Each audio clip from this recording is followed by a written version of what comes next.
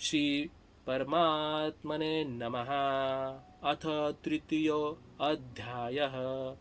अर्जुन उवाच जायसी चेत् कर्मणस्ते मता बुद्धिर्जनार्दन तत्किं कर्मणि घोरे मां नियोजयसि केशव व्यामिश्रेणेव वाक्येन बुद्धिमोहयसीव मे तद एकं वद निश्चित्य येन श्रेयो अहम् आप्नुयाम्। श्री भगवान उवाच लोकेऽस्मिन् द्विधा निष्ठा पुरा प्रोक्ता मया अनघ ज्ञानयोगेन सांख्यानां कर्मयोगेन योगिनां न कर्मणाम् अनारम्भात् नैष्कर्म्यं पुरुषमश्नुते न च सन्न्यासनाद् एव सिद्धिं समधिगच्छति न हि कश्चित् क्षणमपि जातु तिष्ठति अकर्मकृत् कार्यते हि अवशः कर्म सर्वप्रकृतेर्जार्गुणे कर्मेन्द्रियाणि संयम्य य आस्ते मनसा स्मरन् इन्द्रियार्थान् विमूढात्मा मिथ्याचारः स उच्यते।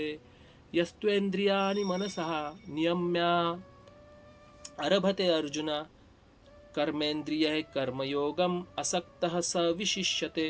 नियतं कुरु कर्म त्वं कर्मजायो हि अकर्मणः शरीरयात्रापि च ते मा शरीरयात्रा च तेन प्रसिद्धेद हि अकर्मणः यज्ञार्थात् कर्मणो अन्यत्र लोकोऽयं कर्मबन्धनः तदर्थं कर्म कौन्तेय मुक्तसङ्गः समाचर।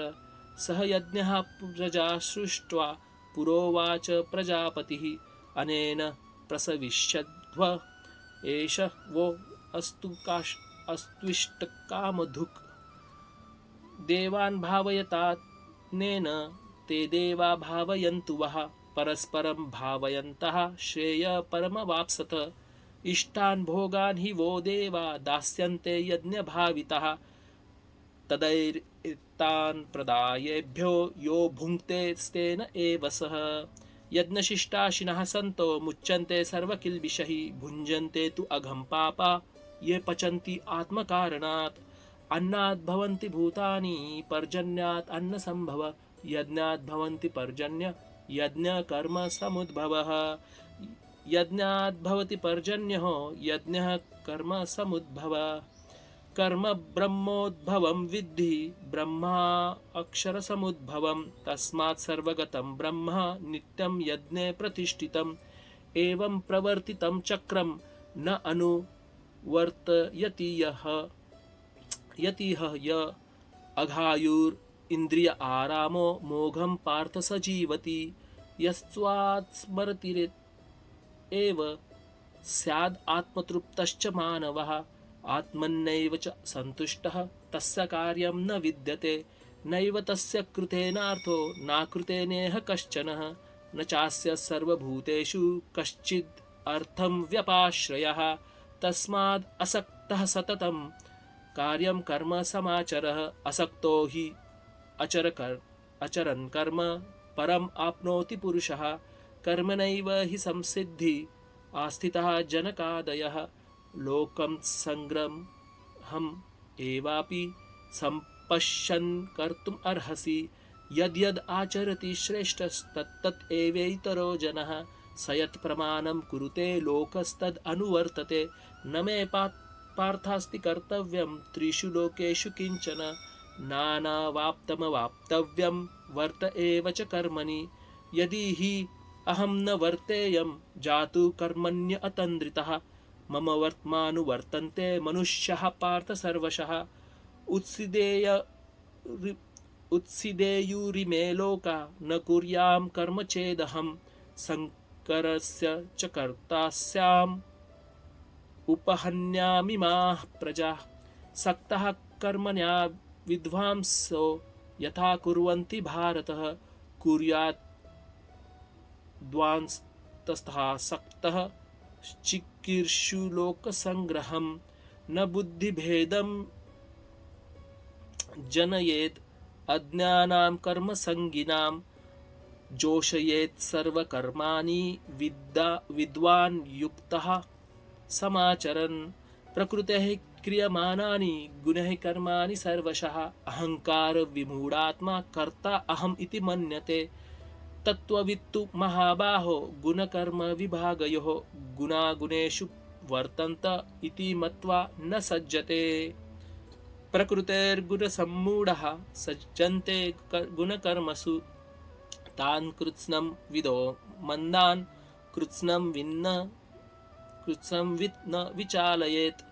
मयि सर्वाणि कर्माणि सन्न्यस्य अध्यात्मचेतसः निराशो निर्ममो भूत्वा युद्धस्व विगतः ज्वरः।